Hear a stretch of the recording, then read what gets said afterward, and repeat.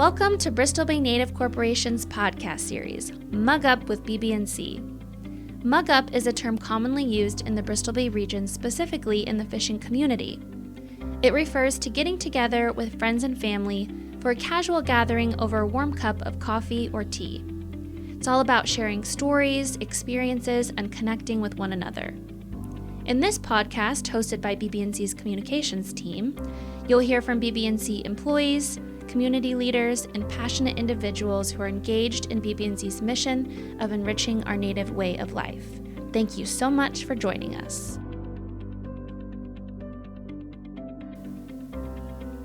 Welcome back to another episode of Mug Up with BBNC. My name is Anise, and I'm the communications specialist here at BBNC. Today, we have a very special episode for you. You'll be hearing from elders from across Bristol Bay share stories and knowledge at the Bristol Bay Leadership Forum. In this episode, you will hear from moderator Annie Fritzy, who is the Youth Internship Project Director at BBNC.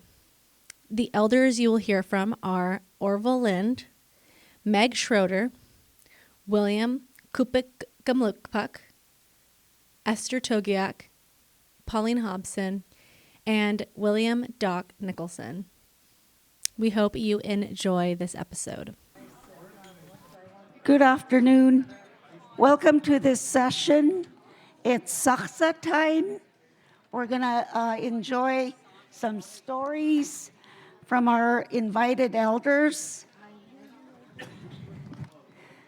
Koyana for attending this session on the Elders Mug Up.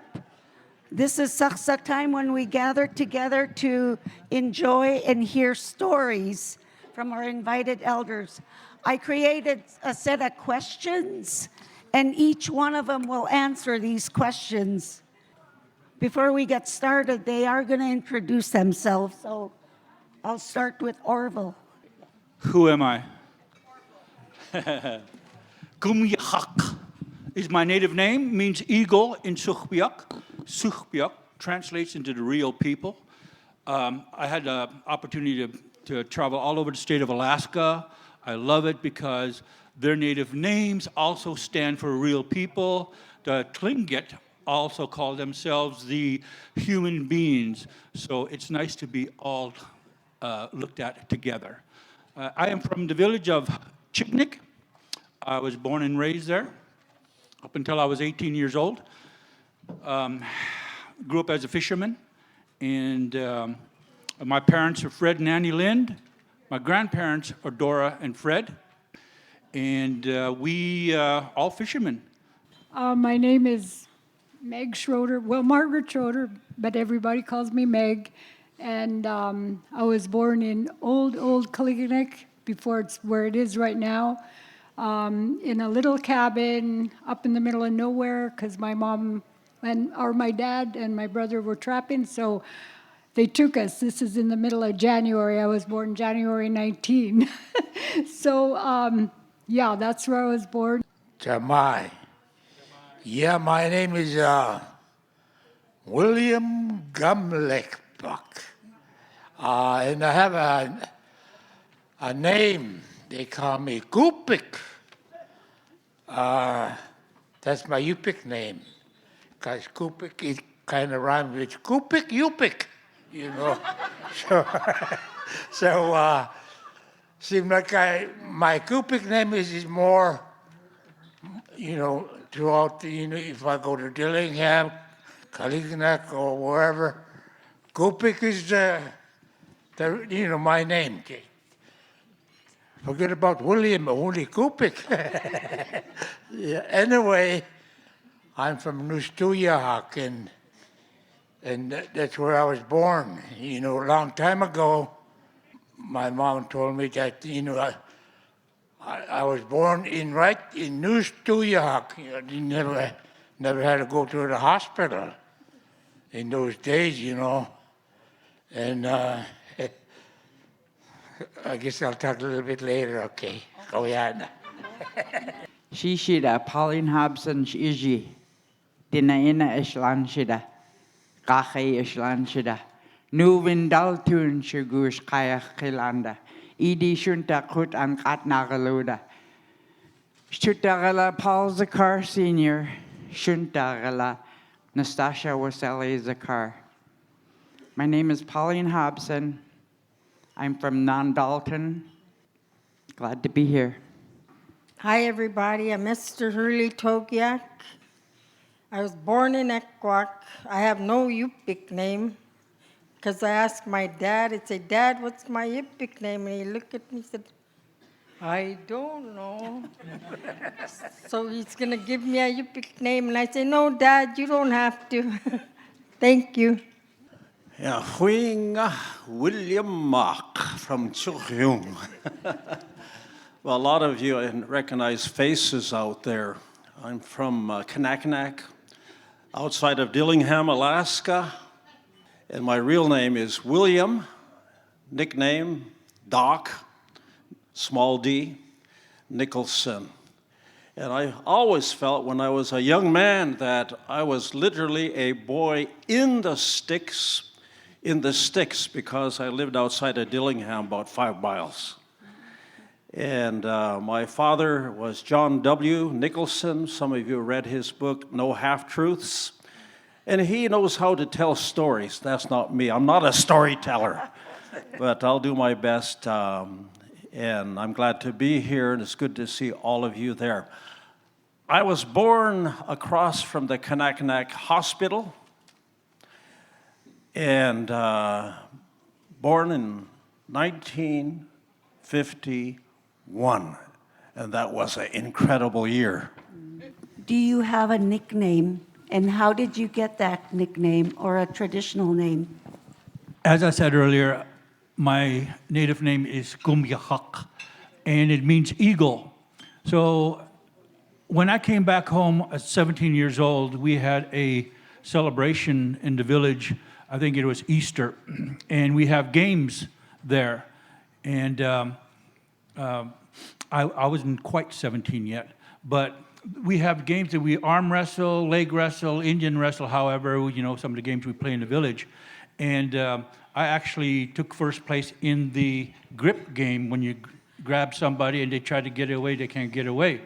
And that's why they call me Gumlickpuk, because it's like an eagle talon, and I hang on. So when I was growing up, I was called all kinds of names by, in them days, people visited and talked and came for food. So, and it was always native food. And so our neighbors and stuff would come by. They'd call me kankok, if you know what that is, the gristle off the fish heads, and patak, the brain out of the bird. And then I was called Amwak and Magaluk because I sat with the elders all the time, and they'd say, "You're just like a grandma, like an old woman." So that was my nickname.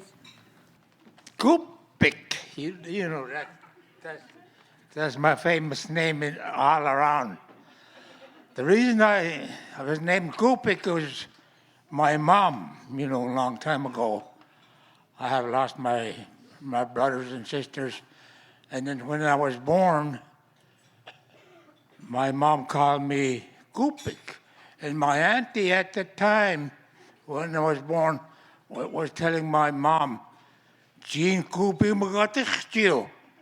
Kupik is angatko." That means that Kupik is, a Samish in those days.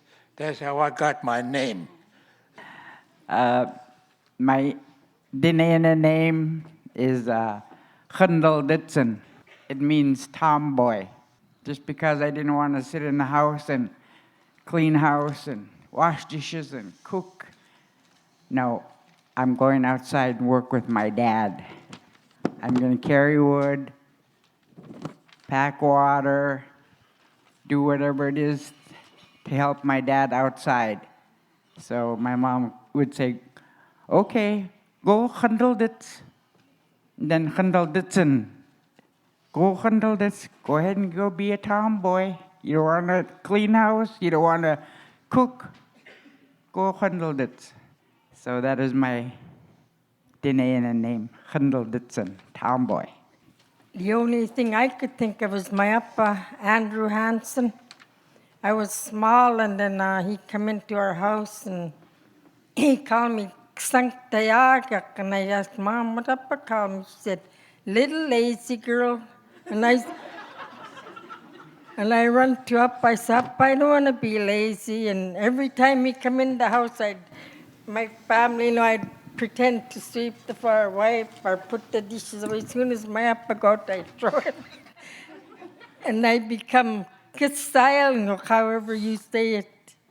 My Yupik names, I believe I have 3 of them. I received Doc as my first English name, though, by an old Inupiat man. When I was about 3 or 4 years old, one of his children got a pretty good cut on his finger. And I was just a little kid, and I ran across to my father's house, which was near the hospital at Kanaknak across the gully. I retrieved a bandage, ran back to the Inupiat's home, and gave the old man a Band-Aid. And he looked at me. He was surprised I did that. And he named me Dr. William. Then later on, everybody had nicknames in Dillingham and Kanaknak at that time. My next-door neighbor was named Mischief, and my name became Doc.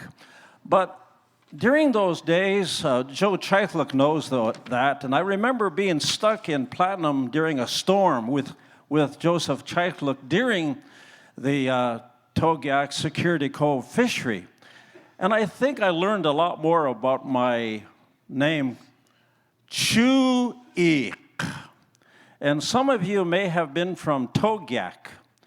And Dan Nanluk used to come with his family. We had 6 or 7 dog teams tethered around my father's home at Kanaknak. And you could hear those dogs howling at night. But one of the men came to me. I didn't know who he was. Later on, I found out it was Dan Nanluk. And he looked at me, and he said, Chewy. And in my heart and mind, I thought it was a cuss word. Because my dad was a 4-letter word man, fisherman. And I heard a lot of cuss words. But anyhow, Joe cleared that up, that Chewy was actually the chief a long time ago, the village strongman. And he was so strong that no one could wrestle him. There's a story, I'll share this, Joe, because I remember it very specifically. I'll be very quick. That a ding soon came on with pontoons and aircraft from Dillingham. It was the game warden, and landed on floats. And in those days, in the late 50s or whatever, they had pontoon planes, and the whole village went down to the shore, the gravel shore, to meet this man that jumped out of the aircraft, a 180 on pontoons. And this game warden had those rubber boots that actually you had to put a strap here. They were really soft, and they'd fall down if they were not strapped. And the villagers found out when the game warden says, "Where's Chewy?" He was a well-known chief. He was actually hunting or trapping out of season. So the game warden came to arrest him. And the way the story goes, Chewy came down behind the crowd and asked the game warden, "What do you really want?" And without any word, the arresting officer took out handcuffs, handcuffed my Chewy, the chief, and suddenly this leader noticed he was going to be going to Dillingham, to jail, to prison. His eyes opened up, and without any emotion, he flexed his muscles and pulled the handcuffs apart. And the way I heard the story in Security Cove was that this game warden was so amazed And he began to shake, did a 180, waded out into the water, jumped on board the pontoons, pulled in the anchor, started the engine, and left him alone.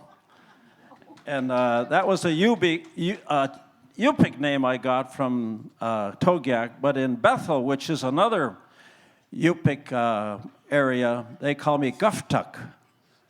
And you know what Gumlickpuk means? Rock. I don't know why they gave that to me. That's another story. Orville, what is your earliest memory? I had to think about that, but my earliest memory was when my dad had purchased a Super Cub from Orange Siebert, the owner of Peninsula Airways. And we were waiting for him because he was supposed to show up at a certain time, but he was a little late. And then we were all on the lake. It was during winter time, and people were talking. Again, sounded a little bit worried, but when we heard the airplane, everybody started cheering because basically it was one of the first airplanes at the lake. My Uncle Peter, I believe, had the first one. And anyway, when he landed, we all went up to the airplane, and I was the first one to get seated in the passenger seat. So that was my favorite earliest memory. My earliest memory is when we moved from Nushagak to Dillingham in the summertime, and I was only 4 years old. So I remember my dad and brother, Ernie, starting to build our house. And so since we didn't have a house, we lived in a tent right next door to it.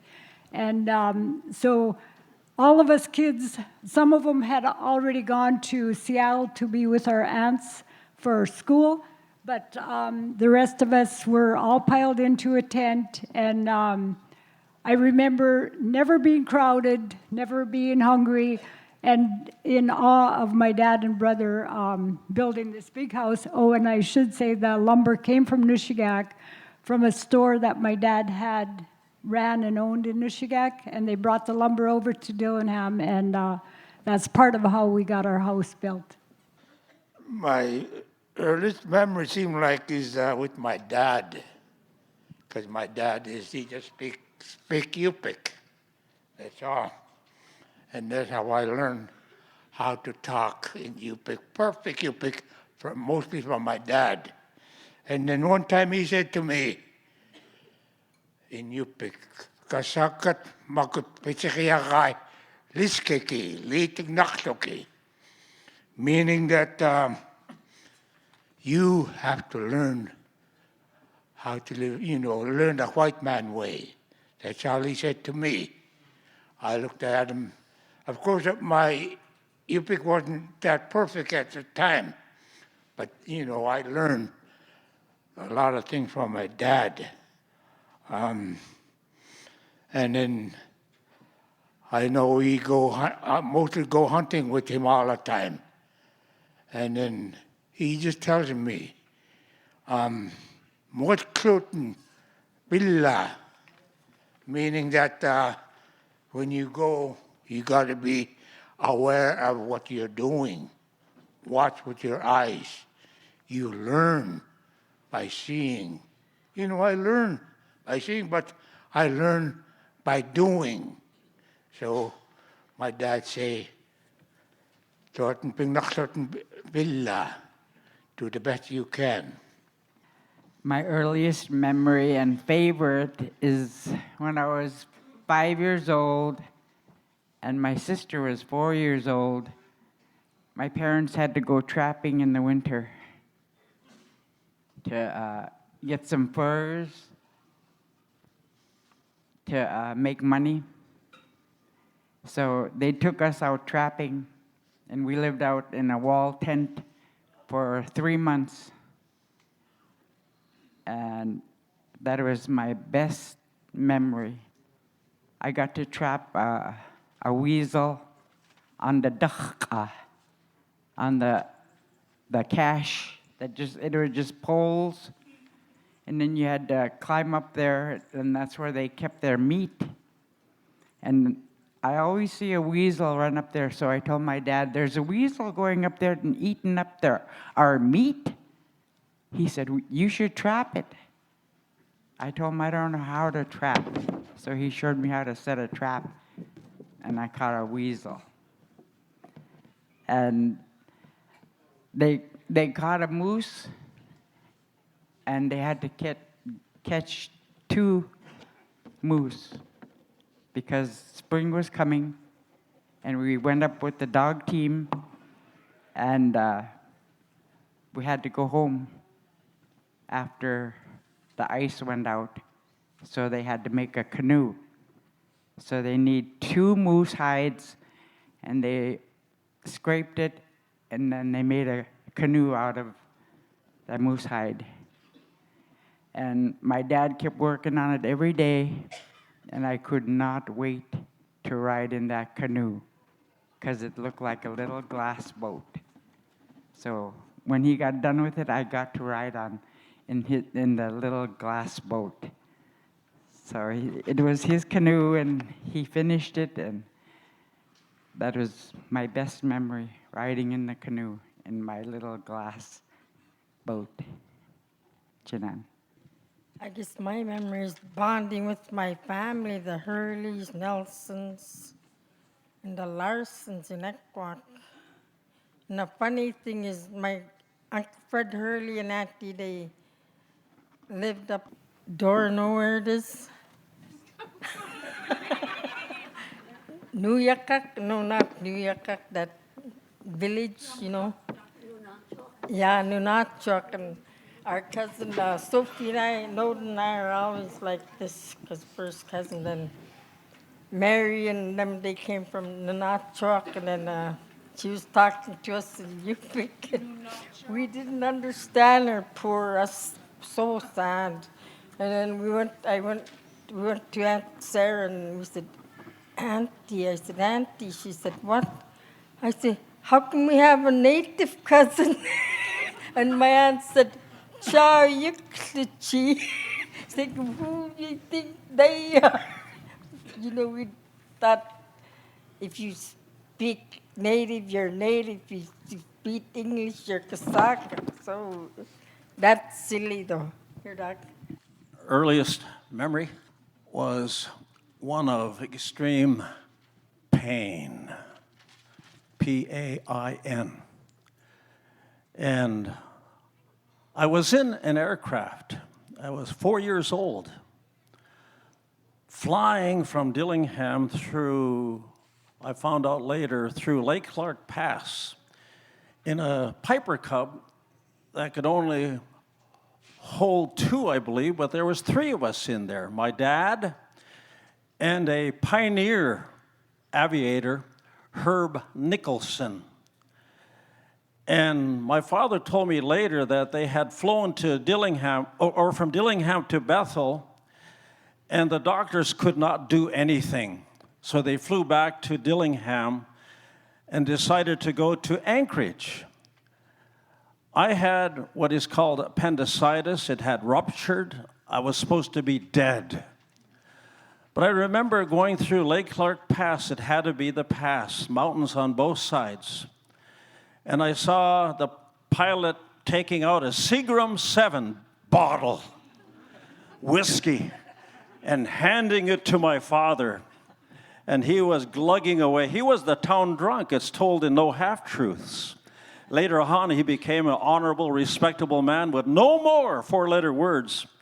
But anyhow, Herb was a heavy drinker back then also. But imagine 2 drunkards taking me to Anchorage, and I was on my deathbed in pain. And the next thing I remembered, everything blacked out. I don't know if I had passed out, but I remembered in the hospital, at the old A&S hospital, downtown near 4th and 5th Avenue, I saw something coming over my face, and I was out. But I was told by my father that I'm a miracle.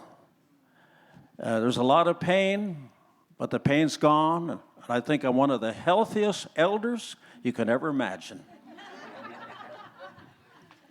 I feel that anyhow.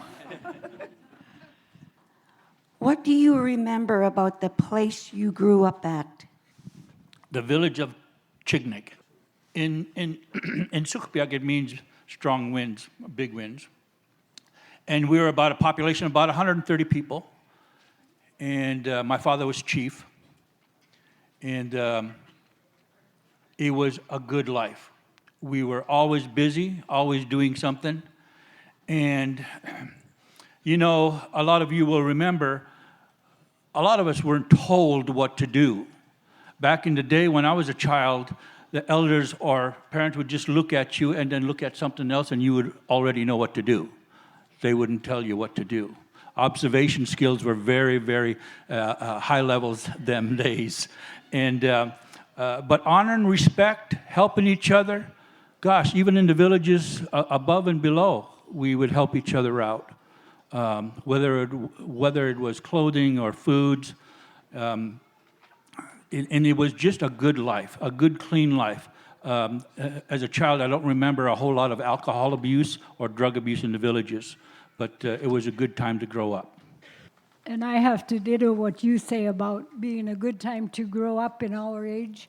I grew up in two places, Dillingham and Ecock. In the summertime, we went to Ecock. I see a lot of people here that know Ecock, and in Dillingham. But at Ecock, you know, everybody knew everybody. In Dillingham, everybody knew everybody. So at home, like you said, we all knew what we had to do. We did our chores.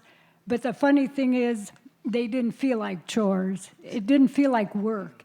It was just something that we did to survive, but at that time we didn't know it was to survive, but we did it. And then when we were done with our chores, we would be able to go play. And all the neighborhood kids from all over would come together, would play at different homes. And the good thing about that, being a good place to grow up, was that wherever you went, you knew you were safe, because there was other parents there that were keeping an eye on you. And if you did any mischief, your parents knew about it. But yeah, so Ecock and Dillingham, very good places to grow up, and always felt safe and cared for.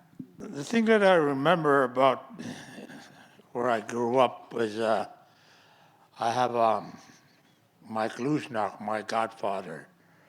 He talks, of course, in Yupik all the time. And he would just, we used to have an airplane. He would come in a Grumman Goose. It would land on a river. Everybody go down the river, down there, go see the plane. And you know who come and who go. But mainly, the mail come and they would bring in, in those days, they would bring in movies. It used to be, like, that means they brought in a movie. Tang Hokangut. My Glusnach would say, Tochok Tang Hokangut. Really serious.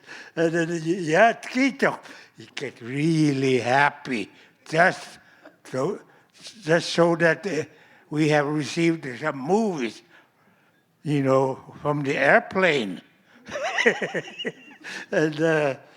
And that's how I remember. So when they saw a movie right in a village, it used to be in an old school. Henry Smith was a teacher, and everybody just go up to the school and watch movie. In those days, it used to be good.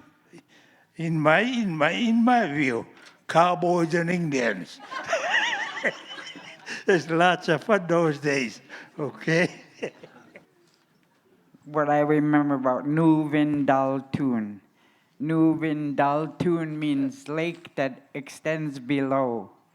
Lake Clark was up here, and then 6 Mile Lake, and then Nuvin Daltunshla, and then Lake Iliamna was there. So lake that extends below is Nuvin Daltoon. And they couldn't say Nuvin Daltoon, so they changed it to Non-Dalton. So that's why they call it Non-Dalton today. It was a simple life, simple village life. I hardly remember any alcohol abuse. Everybody was busy all the time. There was lots of dogs in the village. Everybody had like 10 dogs. They all had a sled for the winter to haul wood. That was our transportation. We didn't have snow machines. The men chopping wood all the time, hauling wood, hauling water with dog teams, going camping, hunting with dog teams, trapping. In this winter, going fishing, ice fishing. In the summer, the men went to Bristol Bay to go fishing, and the women were cutting fish at fish camp. We moved to fish camp, and we stayed there for 3 months. In the springtime, we got ready for summer. Make sure your fish camp is ready. My mom said, the salmon is coming up river. And then they see that kayas, the wild celery. We eat that. We peel that skin off. The wild celery, you have to peel the skin off. And then you'll throw it in the water. And then in Dinayana, you would say, come here quickly, we're hungry. So the salmon is swimming upriver, and you see that wild celery skin coming down the river. He said, oh, we better hurry up and get up there. All they're eating is celery. My mom said, then they're coming up the river. Oh, their fish camp is ready. Their smokehouse is ready. The poles are ready.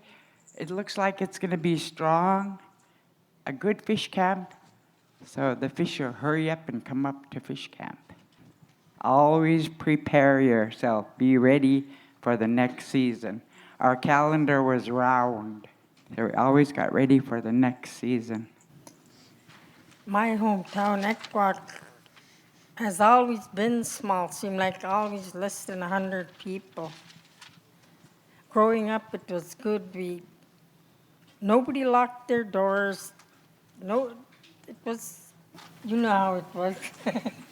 And a nice town. When somebody hurt or if they need help, we were always there for each other. I remember one thing, I used to have to wash diapers for my first cousin, Matrona Johnson. Dear and I, little girls, we go obediently go. They say, go wash diapers, so we go wash diapers for her. It was good, helping each other. That's how I learned, how to help. Our parents taught us that. Nice, small, beautiful town. Everybody seemed to love and care for each other. Really love each other. I was thinking about time. Yesterday is history. Tomorrow is the future, and that's a mystery. But we're in the present now. And what a present it is to hear these stories. But thinking back to my first memories, several of them in old Dillingham. As a little child, I saw a graveyard. I saw a trading post that my grandfather owned and bought furs. It was also a hotel. And I remember the bush planes flying over the air, then landing right opposite Olsenville, across from the gully from the area hospital today, and hearing those engines moving on the ground and looking towards the hospital, not the present hospital as it looks now, but there was a huge building that was mysterious to me. It was an orphanage for those people, many of them natives, that died from the flu epidemic, which we all remember. And I grew up around orphans. Johnny Bennett was one of them, who was one of the top fishermen in Bristol Bay. But I have a lot of good memories. The erosion that happened, the graves would actually come out. And I found a Chinaman one time near my mother's village, mother's set net. subsistence net, a skull with a long hair laying there that had fallen. A lot of interesting things, but the exciting thing was the history of the place. There was a prison there. There was an old school. I used to go in there with broken windows. I didn't break the windows, but I would go into that old school, and there were old desks, and I remember sitting in there, envisioning the fact that Old Dillingham, which is now called Kanaknak, used to be a bustling community. As I indicated, hotels, aircraft, a prison. My grandfather was a warden there, and he was president of the school board. I learned that when I was very young. He was also, my grandfather was the town magistrate at Old Dillingham. But what mystified me was why Dillingham's name was moved from Dillingham to Snake Point, way up there, which is now presently called Dillingham. And our town where I grew up became Kanaknak, which was the Yupik name, which you can spell backwards and forwards exactly the same. A lot of good memories. Orville, what do you remember about your parents and grandparents? Lots of good things. I want to talk about my grandparents first. Grandma was called Young Grandma for a reason. She always worked. And my dad would say, go down to Grandma's and see what you need to do for her. So I'd run down there, and she'd have all kinds of things to do. One of the coolest things I remember is making her some ikwak, snuff. It was, you had to smash a lot of stuff up, but it was always rewarding because I knew when I got done with her chores, she would feed me. And when I was done eating, Grandpa would allow me to do some work with him. My parents were very hard workers, and I am one of 11 in our family, and I'm kind of in the middle. But we always had great times, family times together. It seems like whether we knew it or not, we were being taught as we were growing up. And if we weren't being taught at the home, we were taught out in the wilderness. Dad would take us hunting and fishing. And again, we learned by observation, looking and listening. It was a great time. And I remember, too, the only time Dad would really holler was when we were on the boat. And I remember I was about 6 years old, and he hollered to me to just stand back away from the winch. And I thought he was mad at me, so I went into the cabin. And later on, he said, I wanted to make sure you heard me for safety. So again, you know, it was just such a good time. I had great parents, great grandparents.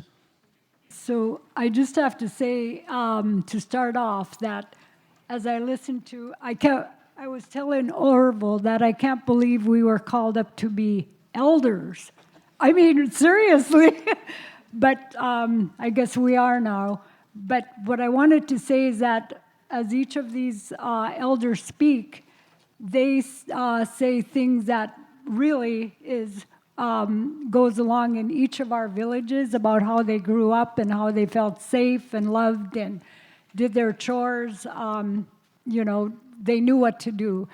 I just had to throw that out there. But anyways, what was my question? What do I remember about my grandparents and my parents? My grandfather was the chief of Nushigak. He was pretty much listened to by everyone, and from there, my dad learned from him to be a priest, a Russian Orthodox priest. He didn't go to any schooling. All his learning was being taught by my grandparents. And so we grew up in a religious home, which was wonderful because before each meal, we would stand before the icon and say our prayers, and then we would all gather. It was always, I remember in them days, it was always a family gathering. People sat down and they ate together and tell stories, and they would talk. And then when company would come by, right away the food would come out. And I remember being so cared for and safe because the kettle was always on the stove simmering, and as soon as company comes in the door, food comes out. Give them some sakhsa. They got to have some tea. Gufiamak, yeah. And so my parents, I remember them as being very, very kind. I do not remember anybody hollering. I mean, maybe in the boat when I wasn't there, the guys, but no raised voices in the house. And, I always felt loved and protected by my parents and my grandparents. One thing I remember about my dad is that I know he just speak Yupik. He never go to school. But I learned a lot of things from my dad. All he tell me that learn the English language. That's all he tell me. Lito kikok makukasakat piakat pikina. What really firm telling me in Yupik. The other one is about the grandparent. I'll tell you a little. I haven't tell anybody like this, only to my friends, my Iloks and Nolachungs and that kind. But I used to have a grandfather. His name was Uksunakali in Togiak. He used to be the reader in the church. But anyway, I was kind of young. In the summertime, we go down the beach and we take care of fish. In that time, I used to go with my, my grandparent in a skiff, and he had a 9-horse. Not those fancy 50 horses, it was a 9-horse. You go, but when we go pretty fast, seems like. Yeah, man, it was the best thing. You go by, man, we're going fast, man. Anyway, my grandparent used to bring something that, with him, he would go down and he'd kind of something in his bag. And that inside the bag is a gallon of wine. Holy moly. And then, I would go, I just watch him. I don't talk back to him.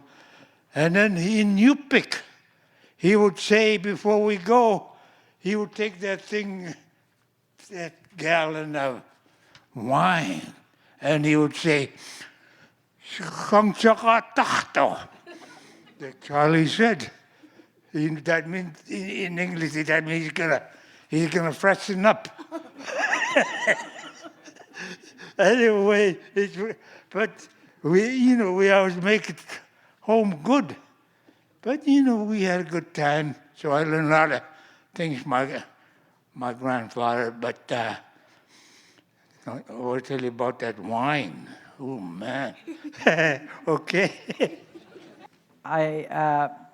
My grandparents were gone before I was born, but my parents were typical Dinana. My dad could trap, hunt, fish, make sleds, made his own boat. He made the dock for fish camp, the fish box, and he worked with logs. He knew how to, he'd work on a log cabin, and I wanted to help him, of course. But he said, no, logs are too heavy. And he just worked on logs by himself. He'd lift it. He'd use pulleys. he would use a pulley, and they just knew how to lift with pulleys. So he just did it by himself. And my mom was a good cook. She made bread every day, like 12 loaves at a time, because that had to last the whole week. So she was a good cook. We ate good, and they took good care of us. And they knew that we had to speak English. They spoke Dinana at home, but English was more important, so I didn't have to speak Dinana. Then I had to learn later. And they were good to people. They said to be good to each other. You never know when you might need help someday. So they were always good to everyone. And she knew how to sew with furs, and we had to learn how to sew with furs when we were little. As soon as we could thread a needle, we had to learn how to sew. And I had to learn how to tan moose hide, help my mom tan moose hide. We worked on that all winter. And then we helped my dad make a net. He had to have a net for that summer, so he made his net. It took him all winter to make a net. But she made lots of furs. She sewed lots of furs. Pauline, how did he make the net? Out of what? What did he make the net out of? He used, I think it's nylon string, or a certain kind, and a little board. He had a little board about this big. And then my sister and I would take turns who would fill up that board the fastest. Race with each other. And then cutting rawhide. My mom said we had to learn how to cut rawhide. If your fingernail was a certain length, then you can hold that rawhide to cut it. Use your fingernail to cut the rawhide. And my sister would hold it like this so I could cut it. Then Mama said, don't cut that rawhide. Very important. We don't want knots on that rawhide. So I was very careful. I had to try not to cut that rawhide. And when my sister got tired, she'd do that, and I'd cut the rawhide. Oh, my mom would be so angry because there would be a knot in that rawhide, especially if it was for snowshoes. They had to be really thin, and it couldn't have a knot in it. But that's what she made sure we knew how to tan moose hide and sew. And then my dad worked on wood. They took good care of us. Chinan. I had beautiful, loving parents who loved us, made sure we had good food, ate vegetables, fruit, and warm clothes. Mom would make us muklaks and all kinds of things. And we were taught how to love one another and respect each other. They were so loving, and I'd see it rub off. My sister and I, we go out and we help the homeless, like I build a bag of socks and candy for them. So bless them,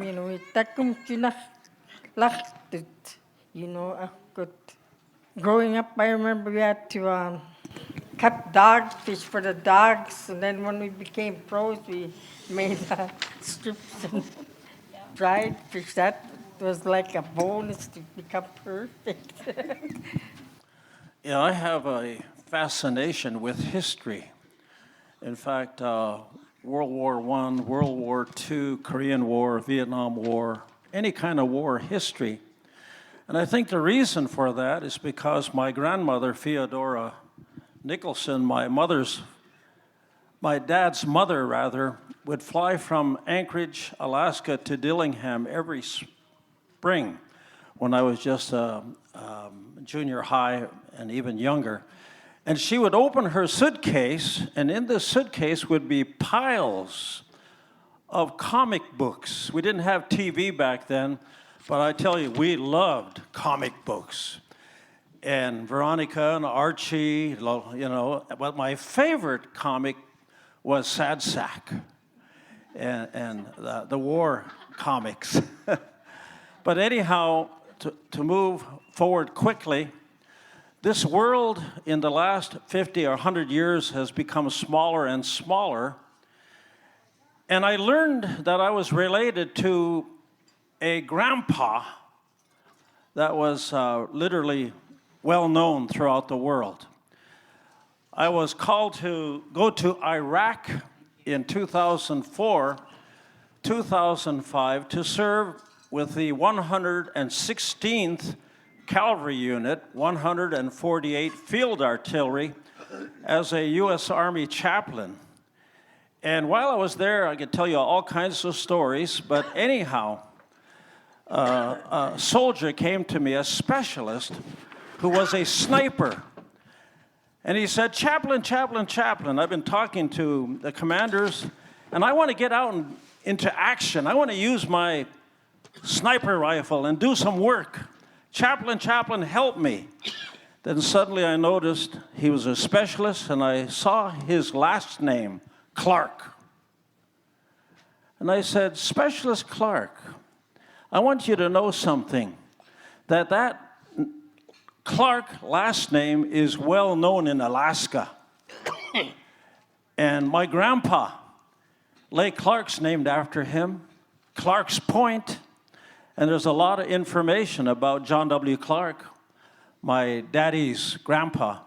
He looked at me, John W. Clark?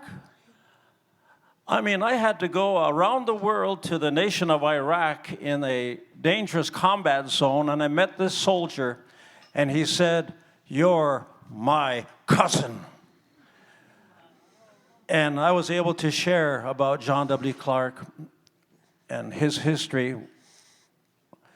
But my father, my grandparents were people that I really look up to. I love their history. But most of all, I love my father, who wrote no half-truths. He wrote it on longhand, and I was able to help him to put it into textbook format so it could be published. And he tells the story of life in Bristol Bay, the bad things he went through. And I was really honored to know that I had a dad who used to be a cusser, 4-letter words, who was the town drunk, who was able to stop drinking when he was 65 years old. And then because he took on religious principles and readied himself for eternity, he became a grand old man. And I know we're running out of time, I could share a lot more, but I'll close with this, that one day I went home from high school, and I noticed there was a pile of lumber, shiplap, in front of our kitchen doorway. And I said, "Dad, what is that lumber for piled up?" And he said, "Son, those are my coffin boards." And I said, "Dad, what? What's wrong?" Well, short of that, he expected to die because he had problems with his lungs. But a miracle happened. His whole character changed, and he was able to live to be 97 years old, no cuss words, a man of character. And I honor my father, and I honor my ancestry on the Yupik side too, Chewick, who was a strong man. A lot of good stories, but these were relatives of mine that worked hard. They were humble people, and they accomplished many things because they were willing to move forward. Amen. What was life like before TV? Wow. Well, I had a lot of chores to do, packing water, chopping wood, gathering berries and eggs with family, listening to my dad and uncles tell stories of success. We were all fishermen, and so it was really, really good. I remember a lesson learned one time. This young man in our village went out to gather some wood, and we started hearing over the CB radio that he needed help to bring the moose out of the water. So he went chopping wood, and on his way back, he had a little 9-horse. He saw a moose swimming on the lake, and he didn't have a gun or anything, so he threw the anchor on the antlers and towed it home, and brought us some fresh meat. So that's certainly a good way to hunt without guns, but it was a good life, and I think our traditional values are in you, and they grow from you. And that's where the eldership, I believe, relationships grow from, is what you learned when you were growing up, and it's the good stuff you want to pass on. The bad stuff will go away. That's beautiful, Orville. And life before TV was beautiful. It was fun. People talked. They came and they visited, whereas right now, like, people hardly visit anymore, seems like to me.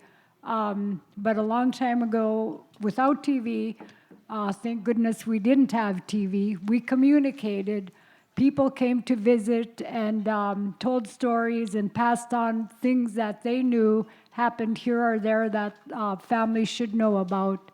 And in my family, when my siblings would marry, they would come back in the evenings, not all the time, but they would come back and play pinochle with my parents. And it was just something that they did.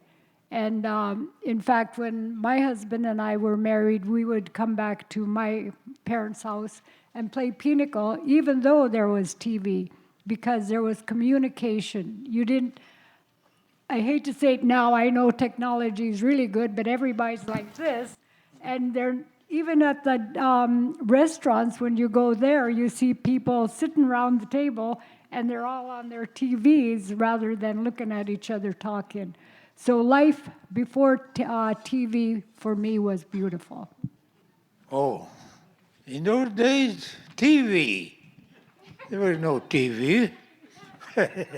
So what I liked to do in those days was hunt birds with my bean shooter. That's all I did.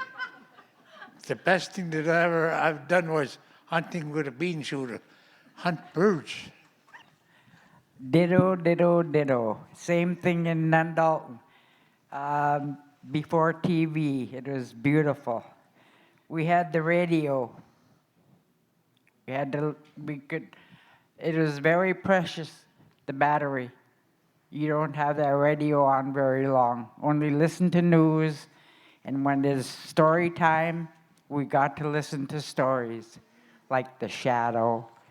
And you guys remember all those old stories on the radio? And then we'd listen to Suttu, Ora Suttu.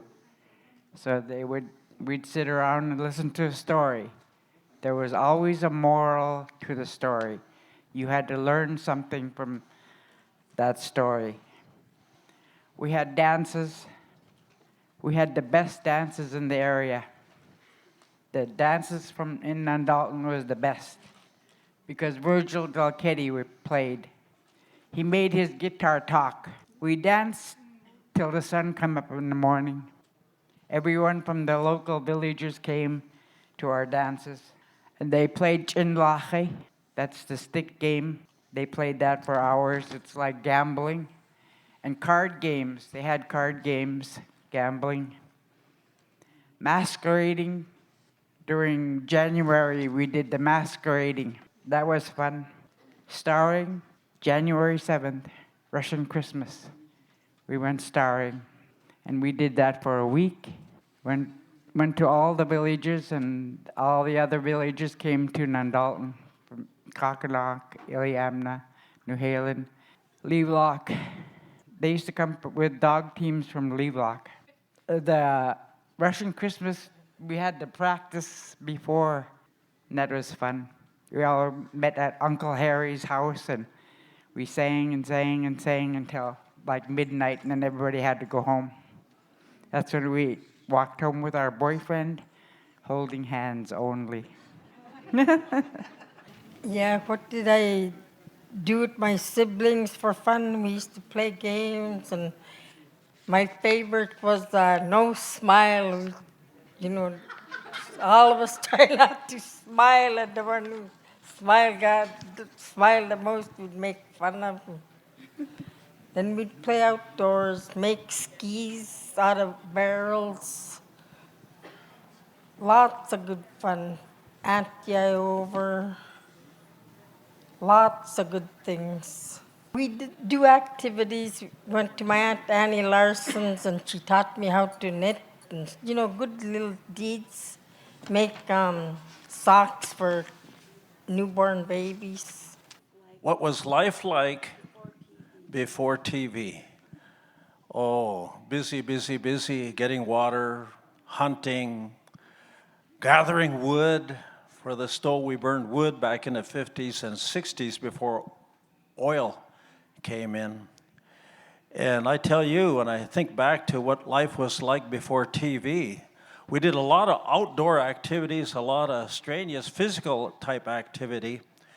And one of the greatest moments was visiting next door and having tea with the Inupiats I knew, and going next door and having coffee, and then spending time playing chess, Monopoly, and checkers.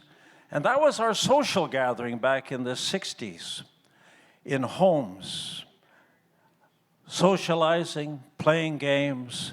We didn't need TV. But I remember my father laying in bed, and I could hear his tube radio, RCA radio with the dog barking. Remember that old label? And he had a long wire that went to the outdoor privy where we went, and there was a wheel. The wire was stuck to the wheel about 150, 200 feet away from our house. My dad would turn on that old radio, and we would get the news from San Francisco, KGO San Francisco. And my dad would start talking about the latest news and share that with us. And we loved that. We were innocent back then, but life was really exciting, I thought, growing up there. Orville, what was your favorite movie when you were growing up? Abbott and Costello Meet Frankenstein. Well, I did see that movie Frankenstein or Dracula, and it scared the life out of me. And when I'd go to bed, I'd push on my teeth to make sure. But that was not my favorite movie. That was my worst, scariest movie. But we didn't go to many movies when we were younger. What we did mostly was read comic books, like somebody said. Archie, Betty and Archie, and I don't think my favorite was Sad Sack, though. But yeah, I really don't have a favorite movie. Well, the movie that we used to get in the village when we do get movies, mainly my Appa and my Klusnach, they like those cowboys.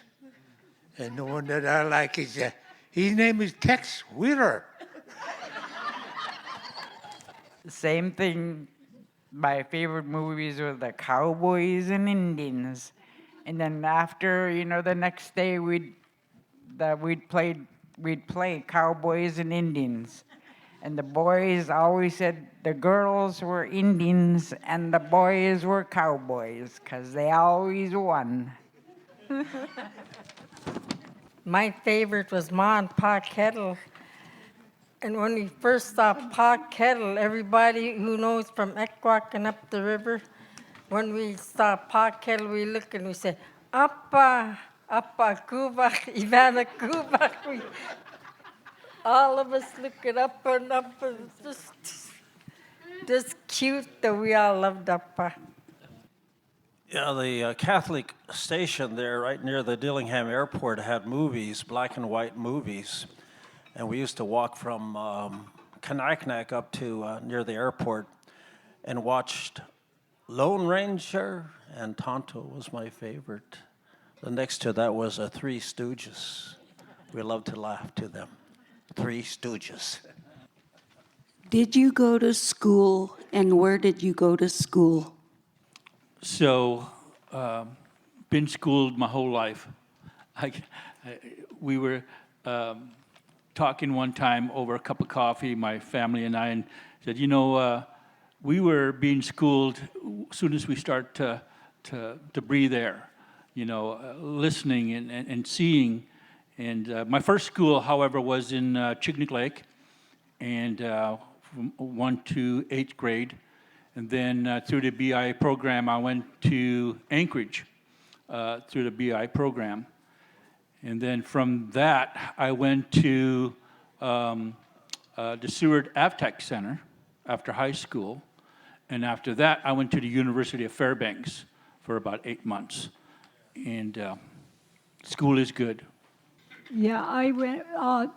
I might mention one of the reasons we did move to Dillingham was because the school in Nushagak only went to the 8th grade, so we were forced to move.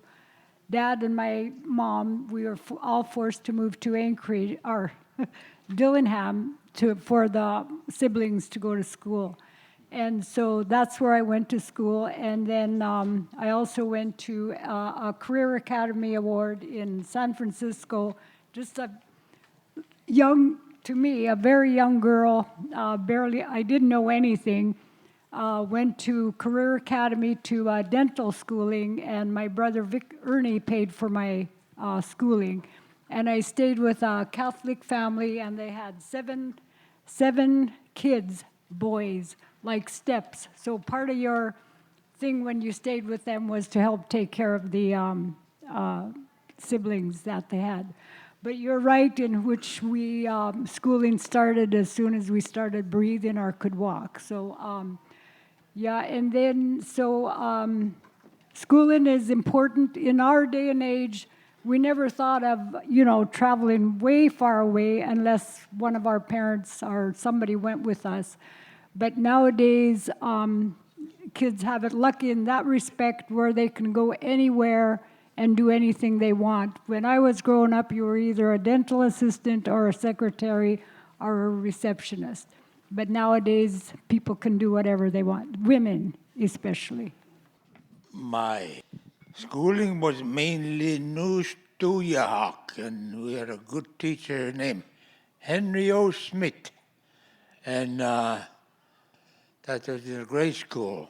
But when the time to go to high school, there was no high school in News Togiak.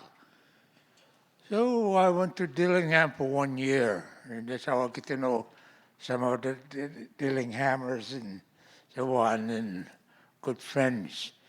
And then after that, I went home. I quit school. And then I just joined. Well, I didn't make it to the army because of my ear. And the army, they didn't take me because of my bum ear. And then they referred me to a Job Corps. So I went to Job Corps in Oregon. And that's where I started to kind of realize that education is kind of important, because I remember my dad telling me, litig man na Pekinas kasakat man pichakiyakait. Try to learn the white man way. And that's in Oregon in Job Corps. I began to realize that education is, you have to try to get it. So I went home. Then I went home and then I quit school again. I just go with my dad hunting and fishing. And this is where I got my education, mainly from my dad. He just speaks Yupik. Didn't have to take no writing or whatever. I just be with him, and I learned how to live, subsistence style. And he was my dad was the best teacher of all the teachers. And then after Job Corps, I went home. I went hunting with my dad again. Learn more things from my dad. And then after that, I got involved in the city, and then somehow I ended up in Fairbanks, Alaska, going to college. I was wondering, what am I doing in Fairbanks? Yeah, I hate that school, but I just keep going every year, even though I hate it. But at the end, I finally got my degree in education. I graduated from Nundalton Elementary School. I was a salutatorian. I tried to beat that the guy that was valedictorian. We, all the way through elementary, we competed against each other. We always wanted to be better than each other and get better grades, but I just made it to salutatorian. And then elementary, Nundalton. And I went to high school, boarding school in Mount Edgecombe. We didn't have high school, so we had to go to a boarding school.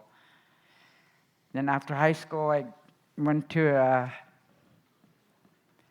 a business school for a little while. I didn't like the business classes, so I dropped out. Then I went home, and then they had a program that called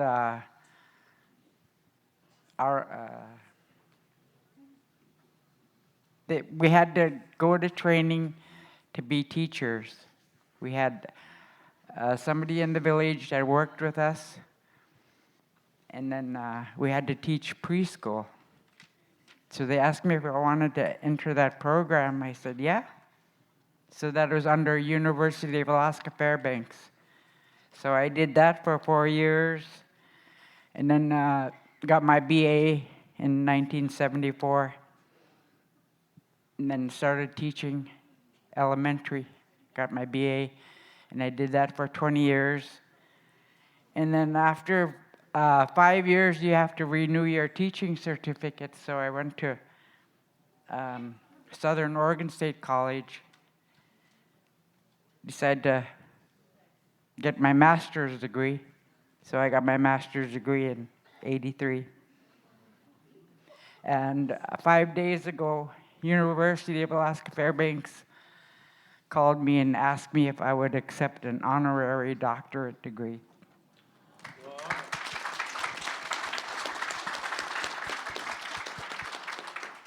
Thank you.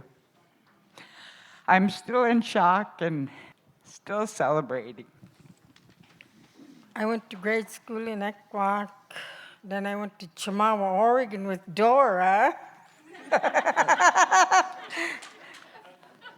Good year that year. Then cry babies.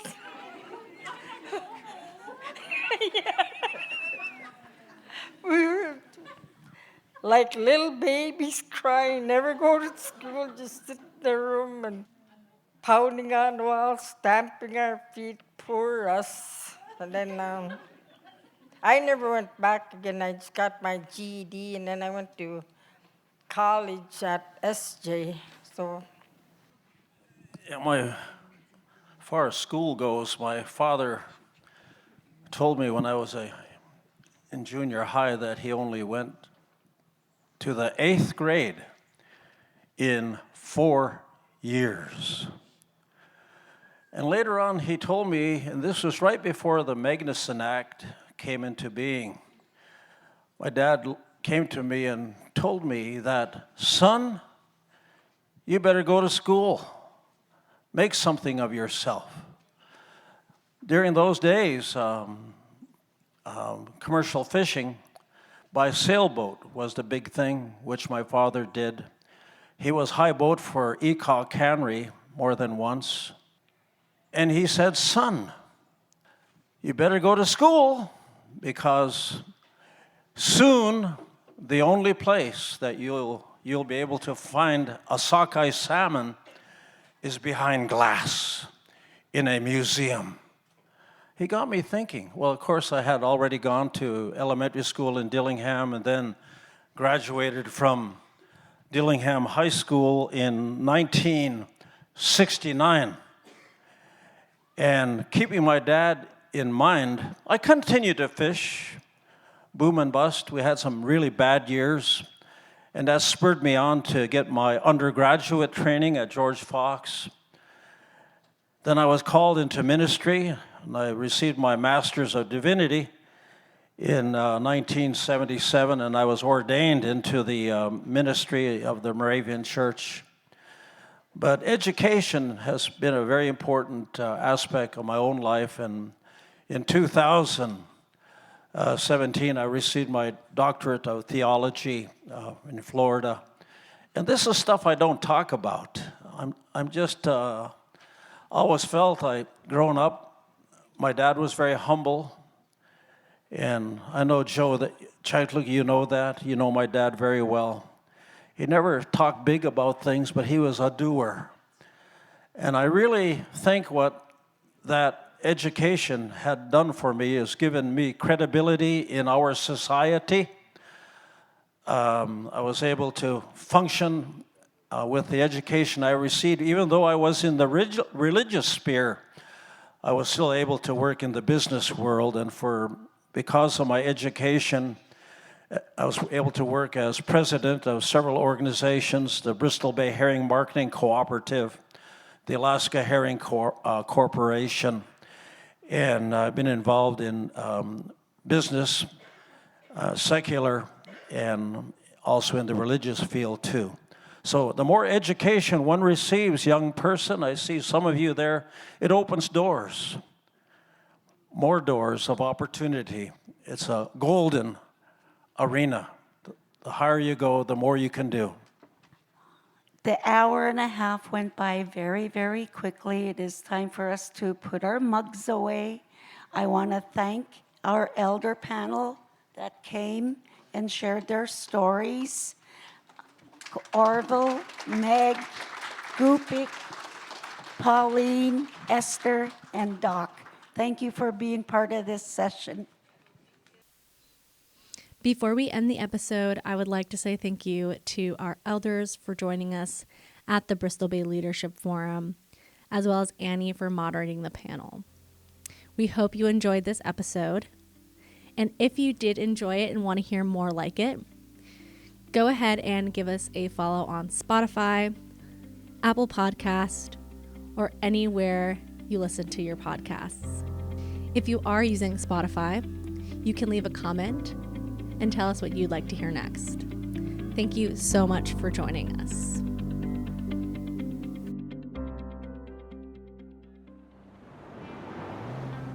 We are one Bristol Bay, no matter the distance. From simple reminders of home to traditions and stories passed down through elders. From the salmon that nurture and sustain us to our Bristol Bay roots that ground us. We are connected through this remarkable place and our native way of life. Bristol Bay Native Corporation, always more than a corporation.